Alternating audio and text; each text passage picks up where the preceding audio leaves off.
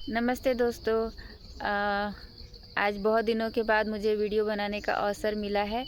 मैं आकाश चौरसिया सर के यहाँ मल्टी लेयर फार्मिंग की ट्रेनिंग लेने के लिए 6 महीना पहले आई थी और तब से मैं यहाँ पर सर के साथ रहकर सीख रही हूँ।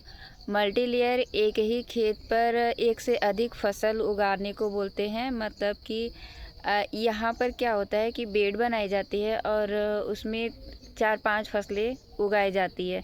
तो इससे किसानों का खर्चा बचता है, इसमें पानी की बचत की जाती है, आमदनी बढ़ाया जाता है, देसी बीजों का प्रयोग किया जाता है, कीट प्रबंधन का प्रयोग किया जाता है, पेड़ पौधों को किस तरीके से अपने खेत में इंक्लूड किया जाए, वो सारी ट्रेनिंग यहाँ पर दी जाती है।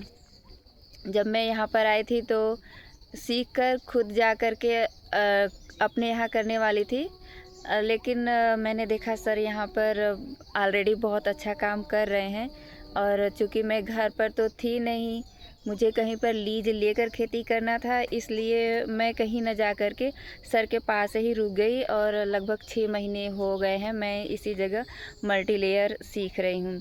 अभी आप जो मेरे पीछे देख रहे हैं ये काली हल्दी का पौधा है और उसमें बीच-बीच में अरहर के पौधे लगे हुए हैं। ये अरहर के पौधे हैं।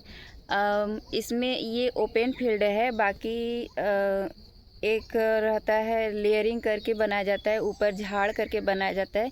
लेकिन जो किसान शुरू करना चाहते हैं उसके लिए ओपन फील्ड और ये वाला मॉडल बहुत बेस्ट है, क्योंकि इसमें हम लोग स्टार्टिंग में लगभग मई के माह में अरहर का जो बीज है उसको हमने नर्सरी लगा दिया और जब ये लगभग आधा से 1 फीट हो गया, जून के पहली बरसात के बाद जब मिट्टी यहाँ का नम हो गया, उसके बाद वो पौधा हम लोग खेत में लाकर लगा दिए।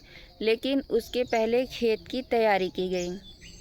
खेत की तैयारी करने के लिए खाली पड़े खेत पे हम लोग गोबर का खाद डालें, फिर उसको तुरंत कल्टीवेशन किए और फिर उसकी जुताई करी। उसके ऊपर हम लोग जुताई करने के बाद निशान लगाते हैं चूना से और रस्सी की सहायता से। फिर 5 फीट की दूरी पर एक मतलब प्रॉपर ये देख रहे हैं बेड किस तरीके से पूरा लाइन बाय लाइन बना हुआ है। तो ये जो है 5 फीट का अपना मेजरमेंट किया जाता है, फिर उसको इंची टेप से बीच में निशान बनाए जाते हैं।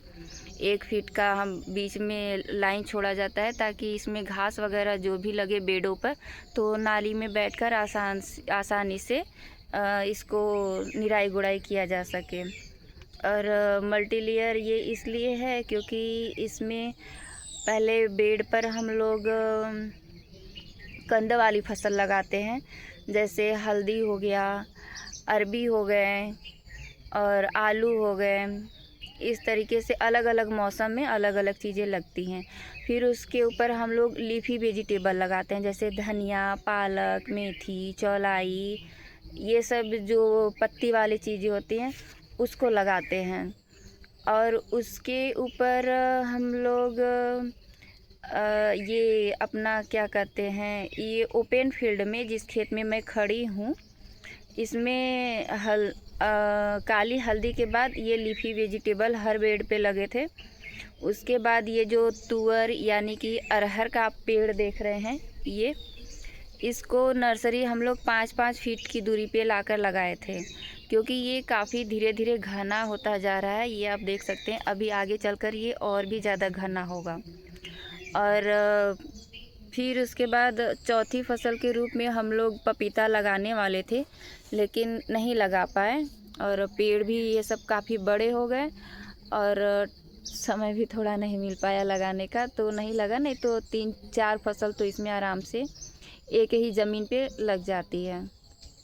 और पपीता भी हम लोग जिग-जैग तरीके से लगाते हैं ताकि सूर्य की रोशनी जो है बाकी फसलों को थोड़ा छाया मारकर नुकसान ना करे।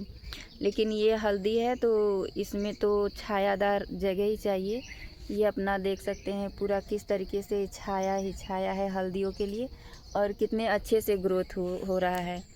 अरहर भी हो रहे हैं, हल्दी भी हो रहे हैं और स्टार्टिंग में इसमें हम लोग जितनी साग था वो सब भी निकाल लिए। और साग हम लोग इसलिए लगाते हैं पत्तेदार फसलें, ताकि जो पानी का हमारा बचत कर सके।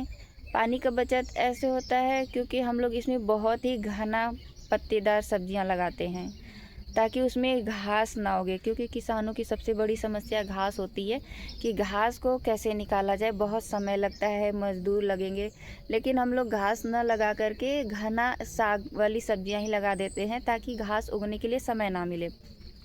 और जैसे सूर्य की रोशनी मिलती है इनको, तो जिसको ज़्यादा मिलता है वो पहले बड़ा हो जाता है। तो हम लोग क्या करते हैं कि जैसे घास निकालते हैं तो हम लोग को लगता है कि घास निकालने से दूसरा पौधा बड़ा हो रहा है, मोटा हो रहा है, बट ऐसा नहीं है। किसी भी पौधे को हवा, पानी, सूर्य, खनिज सब चाहिए होता है। तो मिट्टी अंदर से पानी और खनिज तो ले लेता है, लेकिन हवा नहीं ले पाता है। तो हम लोग जब घास निकालते हैं तो उसके नीचे हवा जाती है। तो हम लोग घास के बजाय जो साग हमारा उगा रहता है, हम उसी को निकालते जाते हैं और उसको निकालते हैं, नीचे हवा जाती है। तो दूसरे फसल जो रहते हैं उनकी जड़ें उनकी उनकी उनकी जड़ें फिर जो है हवा लेने के बाद फिर वो मोटे होने लगते हैं। तो हमारा इससे डबल फ़ायदा होता है। एक तो घास निकालने के बजाय हम साग निकाल रहे हैं, तो वो हमारा इनकम जनरेट होता है। और साथ में इसमें पानी उनी सब चीज़ का बचत हो जाता है। फ़िलहाल आज आप लोगों से बात करके मुझे बहुत मज़ा आ रहा है, क्योंकि काफ़ी दिन हो गए थे वीडियो बनाए। और ये अपना अरहर की एक ख़ास विशेषता, एक नहीं कई विशेषता है। एक तो ये बहुवर्षीय अरहर है, मतलब कि इसको हमने एक बार लगा दिया, अब 5 साल तक दूसरा अरहर लगाने की ज़रूरत नहीं है। और इसके साल में 2 बार तोड़ाई भी होती है। मतलब कि अभी जब इसमें फूल आएगा तो पहली बार तो हम लोग इसको फरवरी में अरहर तोड़ लेंगे। फिर उसके बाद दूसरा इसमें अप्रैल लास्ट आते आते दूसरी बार इसकी तोड़ाई करते हैं। दूसरी बार इसको पूरा कटिंग करेंगे। अभी तो फ़िलहाल मेरा भी पहली बार है, तो हम पहली बार ही देखेंगे कैसे क्या होता है। बट यही बताया गया है कि इसमें साल में 2 बार लिया जाएगा। और साथ में इस 5 साल तक के लिए फ़िक्स हो गया। मतलब फसल लो, कटिंग करो, और इसकी पैदावार भी अच्छी है, 8 से 10 कुंटल प्रति एकड़ है। और बीज भी सिर्फ 1 एकड़ में 1 किलो ही बीज यूज करना है, क्योंकि पास पास इसको लगाना नहीं है, 5-5 फीट की दूरी पे लगानी है। आज के लिए बस इतना ही करते हैं, फिर कभी नए वीडियो बनाएंगे तो आप लोग से बातचीत करेंगे। फ़िलहाल आज मुझे बहुत अच्छा लग रहा है। नमस्ते दोस्तों।